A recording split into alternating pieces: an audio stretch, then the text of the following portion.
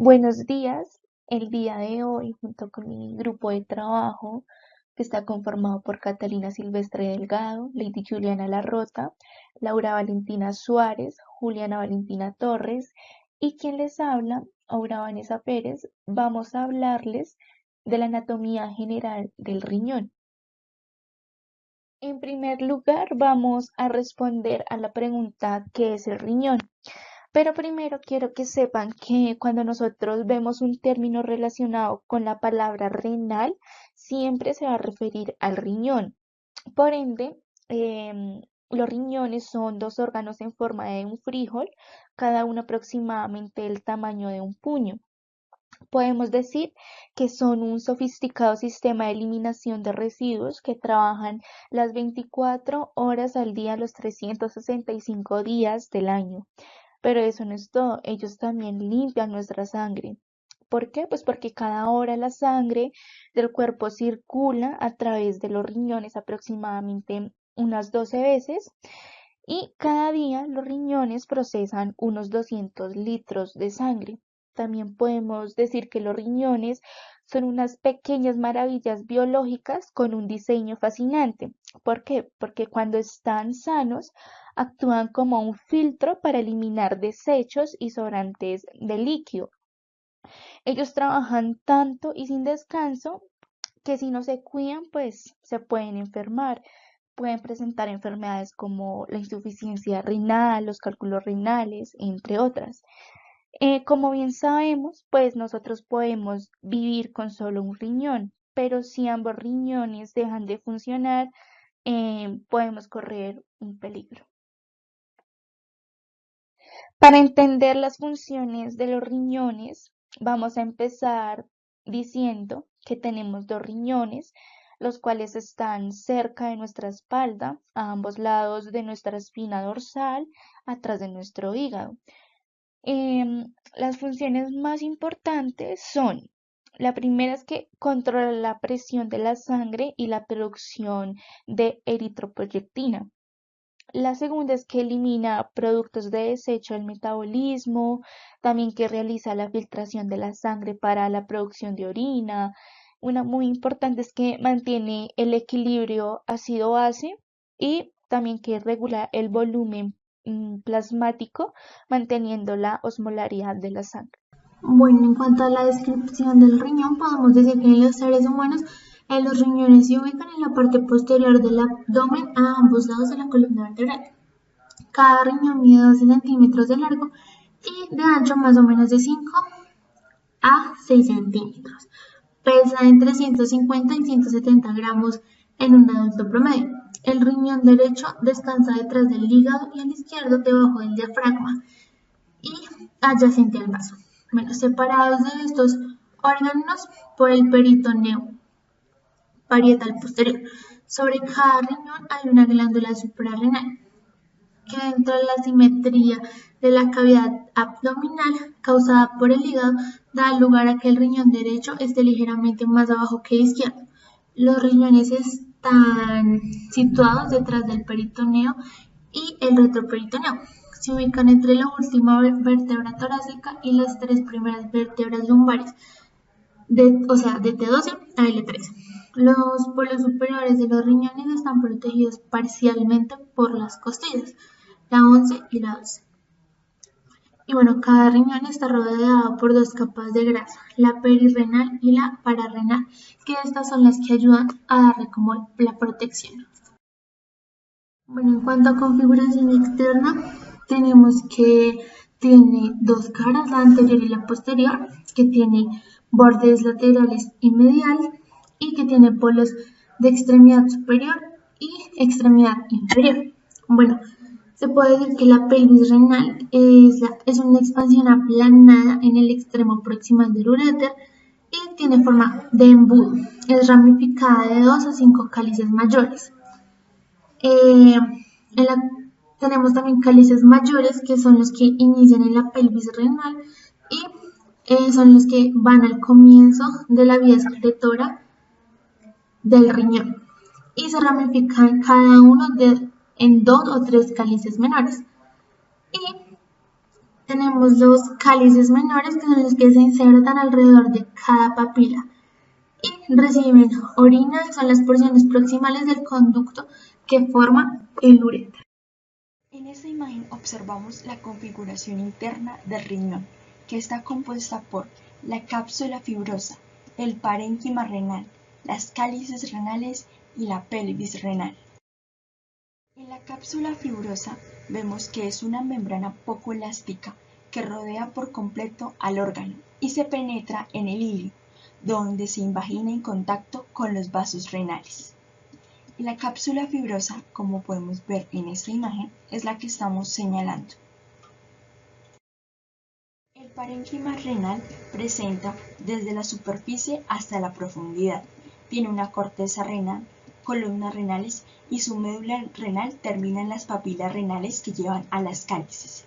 Este parénquima tiene una parte del riñón que asegura sus funciones y está constituido por las nefronas.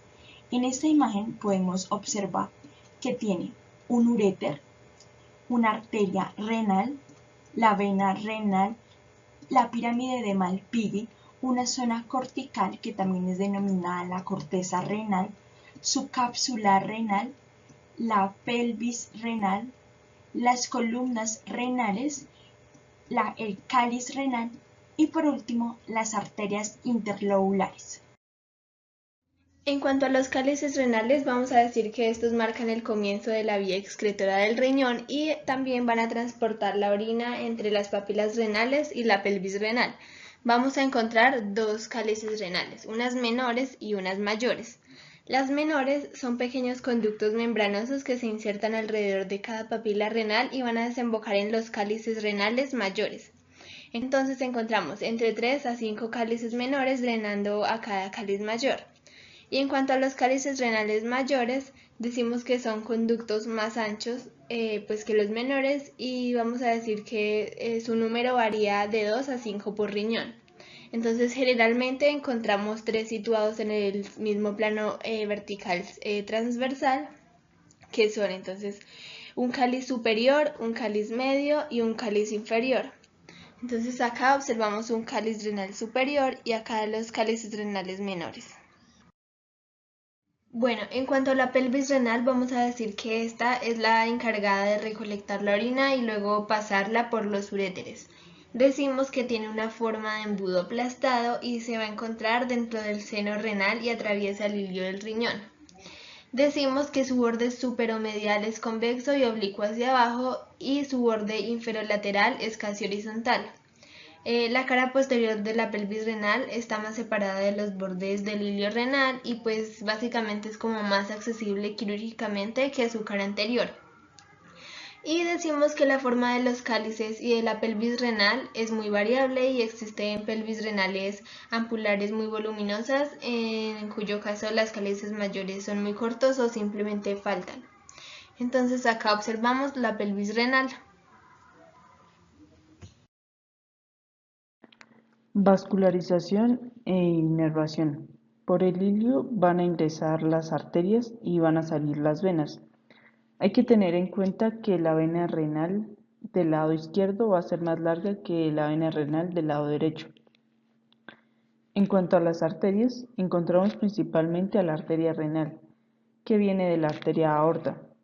Esta arteria renal da lugar a una serie de arterias segmentarias anteriores, posteriores, superiores e inferiores. Y de esta va a emerger las arterias interlobulares. Y vamos a encontrar las arterias arcuatas. Luego estas se continúan y se encuentran las arterias interlobulares, que se van a encargar de suplir a los glomérulos.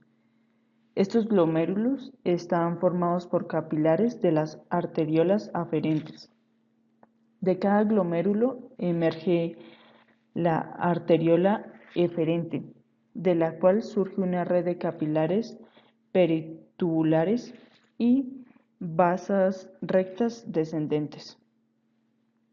En cuanto a las venas, se inicia con las vasas rectas ascendentes que drenan a las venas interlobulares, a las venas arcuatas, a las venas interlobares y terminan en la vena renal, la cual va a desembocar en la vena cava inferior. En cuanto a la inervación, está dada principalmente por los ganglios aórticos renales.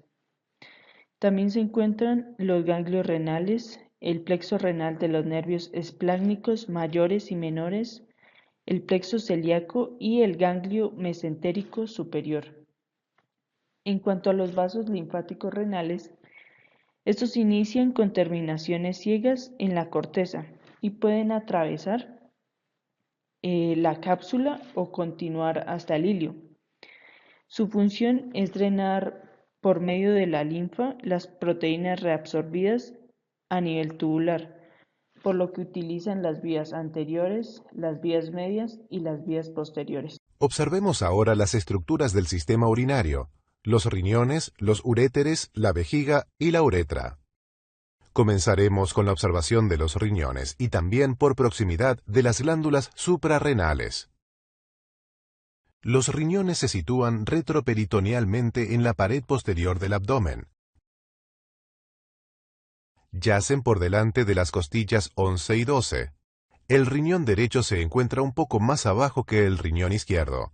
Para observar los riñones y los uréteres emplearemos una disección en la cual se han retirado todos los órganos intraabdominales. Aquí se muestran los riñones. Como ya hemos realizado en otras disecciones, para una mejor visión se retira la porción inferior de la pared costal. Los riñones están rodeados por una capa de grasa que también se retira. Ahora sí que pueden mostrarse los riñones. Aquí se encuentra la aorta abdominal emergiendo a través del hiato u orificio aórtico del diafragma. Se observa la vena cava muy distendida en este modelo. Examinaremos primero los vasos sanguíneos de los riñones, los vasos renales. Las venas se ubican anteriores a las arterias. La vena renal izquierda cruza por delante de la aorta justo por debajo del origen de la arteria mesentérica superior. La vena renal derecha, que es mucho más corta, pasa directamente por detrás para alcanzar el riñón derecho. Para observar las arterias renales se retiran las venas de la imagen. En este modelo, la aorta y las arterias ilíacas comunes son muy sinuosas. Las arterias renales nacen justo por debajo de la arteria mesentérica superior. Las arterias renales se dirigen abruptamente hacia atrás para llegar a los riñones que se ubican a cada lado de la gran prominencia que forman los cuerpos vertebrales en la línea media.